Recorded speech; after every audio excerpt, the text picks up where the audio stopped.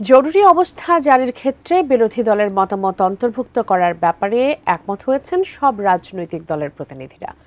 তত্ত্বাবধায়ক সরকার ব্যবস্থা ও প্রধান বিচারপতি নিয়োগের প্রক্রিয়া নিয়ে আলোচনা চলবে বলে জানিয়েছেন তারা।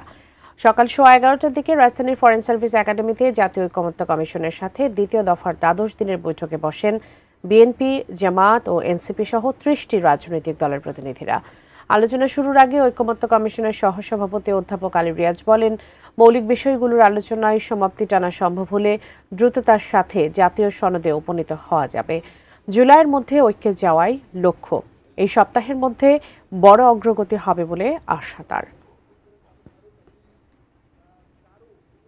আমাদের যে মৌলিক বিষয়গুলোর ব্যাপারে আমরা আলোচনা করছি সেগুলিতে যদি দ্রুত আমরা একটা ঐকমত্যের জায়গায় আসতে পারি তাহলে আমাদের পক্ষে খুব সহজেই এই পর্বের একটি যৌক্তিক সমাপ্তি এবং একটি জাতীয় সনদ তৈরি করা সম্ভব হবে। জরুরি অবস্থা তো মেইনলি সরকারি দলেরই প্রয়োজন হয় বা সরকারি দলই করতে চায় এককভাবে।